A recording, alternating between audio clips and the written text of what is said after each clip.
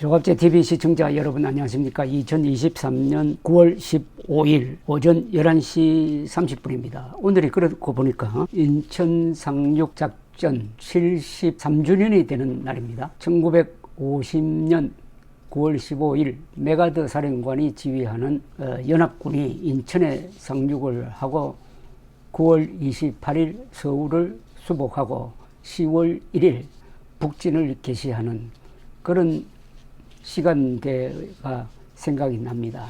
인천 상륙작전을 지휘했던 메가더 장군의 동상은 인천의 내려다보는 언덕 위 자유공원에 만들어져 있습니다. 2000년대 중반에 노무현 정권 시절에 메가더 동상을 철거하려는 움직임이 있었을 때 애국운동가들이 그걸 막았습니다. 참 배은망덕도 유분수죠. 이제는 메가더 동상 철거하겠다는 세력은 지금 없어졌습니다. 그만큼 한국이 좀 안전해졌으면 좋겠다는 생각이 듭니다. 어제 서울특파원을 지낸 일본 기자를 만났습니다. 이분은 1980년, 90년대에 서울특파원을 지냈는데 한국어가 유창하고 한국에 대한 아주 따뜻하고 균형된 시각으로 기사를 쓴 분이라 여기 있을 때나 그리고 일본으로 돌아간 다음에도 아주 친하게 지내는 사이입니다. 근데 그를 만나서 점심을 먹으면서 여러 가지 이야기를 했는데 여러분들에게 꼭 전해드리고 싶은 내용이 많았습니다. 이분은 저를 만나자마자 윤석열 대통령 이야기를 꺼냈습니다. 캠프 데이비드 회담 때 바이든, 윤석열, 기시다 이렇게 세 정상이 만나고 악수하는 사진이나 영상을 보니까 윤석열 대통령이 가장 빛이 났습니다. 한국인들은 물론이겠지만 저도 자랑스러웠습니다. 윤 대통령의 말에서는 뱃속에서 나오는 무게를 느낍니다. 특히 지난 8.15 연설이 정말 훌륭했습니다. 이렇게 극찬을 하는 것이었어요. 이분의 말은 한미일 동맹 강화 외교의 주인공이 윤석열 대통령이라는 것이었습니다. 그는 기시다 수석도 윤석열 대통령의 강력한 리더십에 자극과 영향을 받은 것 같다고 했습니다. 이어서 한일 관계를 정상화하고 더 나아가 한미일 강화로 나아간 윤석열 대통령의 이니셔티브는 우크라이나 전쟁으로 달라진 세계 정세를 이용하는 것이기에 성공할 것이라고 했습니다. 중국, 러시아, 북한이 뭉치고 있는데 대한 선제적 외교였다는 이야기입니다. 그와 이야기하다가 놀라운 일치점을 하나 발견을 했습니다. 그러면서 유쾌하게 웃었어요. 반일 종족주의의 저자인 이승만 학당 교장 이영훈 교수가 쓴 한국경제사라는 역작이 있습니다. 상하권인데 합치면 아마 페이지 수가 1500페이지를 넘습니다. 한국 역사 2000년을 관통한 이 글은 경제사로 분류되지만 사실은 한민족이 살아온 길, 즉 문명사라고 평할 수가 있는데 이 책을 읽고 있다고 하는 거였어요.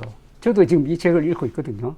몇 주 전 복거일 선생이 쓴 이승만 전기소설 물로 씌어진 이름이라는 그 출판 기념회에 갔더니 이영훈 교수를 만났습니다. 그런데 이분이 아주 씁쓸한 이야기를 하는 것이었습니다. 이 대작이 나온 지가 7년이 지났는데도 학계에서 제대로 된 서평이 하나도 나오지 않는다는 겁니다. 저는 건국 이후 나온 사회과학책 가운데 이 책이야말로 가장 높게 평가되어야 할 명작이라고 생각하는 사람입니다. 그런데 그 많은 학자들은 이 책을 애써 외면하고 있다는 것 아닙니까? 이 책의 내용에 반대하는 사람도 찬동하는 사람도 글을 안 쓴다는 겁니다. 이 속이 꽉 찬 내용, 저자가 한국인의 역사적 전개라고 붙인 그 부제의 진린 때문인지 아니면은 질투심인가 하는 생각마저 드는 것이었습니다. 외국에서 이런 책이 나오면은 학자들이 다투어가지고 서평을 씁니다. 그리고 그 서평을 통해서 서로 토론도 합니다. 그러면은 이 내용이 알려지고 그게 학계를 넘어서 사회에 영향을 주게 되는 것이죠. 이런 명작에 감동하는 학자가 없다는 거, 이거는 정말 우리 지식인 사회의 그 황폐한 풍토를 고발하는 겁니다. 나는 어제 만난 일본 특파원에게 이영훈 선생은 문학적 표현을 군데군데 적어 역사소설처럼 재밌게 읽힌다면서 한국경제사 1권에 이런 말이 있다고 내가 소개를 했습니다. 조선은 바다에서 철수했다. 이 대목을 이야기하니까 그 특파원이 무릎을 치면서 나도 그 대목을 읽고 감동을 해가지고 밑줄을 쳐놓았다고 하는 게 아니겠습니까? 그러니까 어제 우리 두 사람의 대화가 아주 흥미있게 흘러갔습니다. 명나라가 영락제 이후에 해금, 바다로 나가지 말라는 해금 정책을 펴면서 폐쇄적으로 변하는 것과 연동이 되었는지 조선도 섬에 사는 사람들을 철수시키는 공도 정책 등을 펴면서 내륙 지향의 폐쇄 노선을 선택을 하게 됩니다. 이걸 이영훈 교수는 조선은 바다에서 철수했다고 했습니다. 그게 바로 망국과 식민지로 가는 길을 예약한 어떻게 보면 민족사의 결정적 장면이기도 합니다. 그런데 한국을 다시 바다 쪽으로 돌려 세우려 한 것이 개화운동이고 이 흐름 속에서 등장한 걸출한 인물이 이승만입니다. 일본 특파원은 아베 전 수상이 인도 태평양의 안정과 번영이라는 개념을 만들어 외교 정책의 근간으로 삼고 미국, 인도 등이 이 개념에 맞춰 가지고 지금 서로 협력 관계를 이루고 있는 점을 자랑을 했습니다. 저는 조선은 태평양이 어디 있는지조차 몰랐는데 이 태평양을 발견한 사람이 이승만이라고 제가 자랑을 했습니다. 이승만이 프린스턴 대학교에서 쓴 박사 논문이 제목이 이렇습니다. Neutrality as influenced by America. 미국에 의해서 영향을 받은 중립 이런 논문입니다. 국제법 관련 글입니다. 세계 정세를 가장 높은 차원에서 이해한, 이건 제 말이 아니고 무초 미국 대사의 평입니다.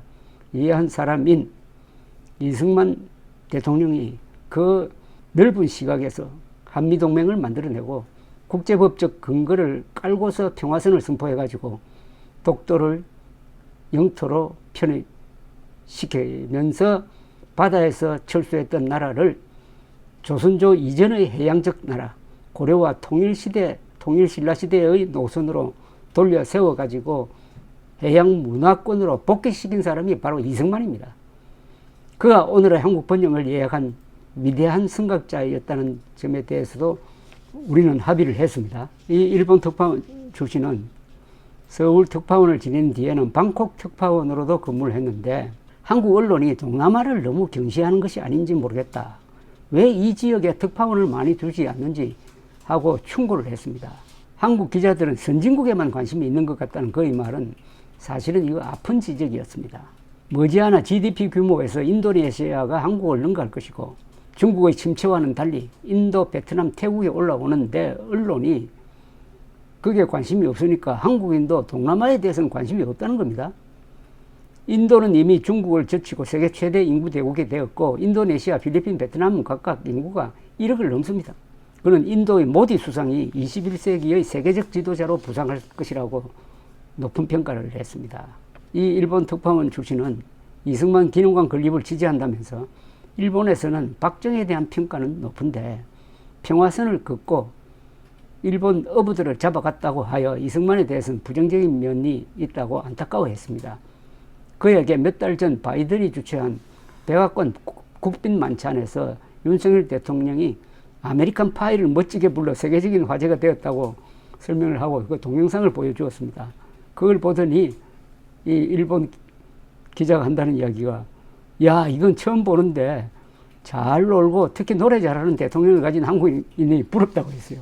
정말 오랜만에 일본 기자로부터 한국 정치인 칭찬을 들은 하루였습니다. 감사합니다.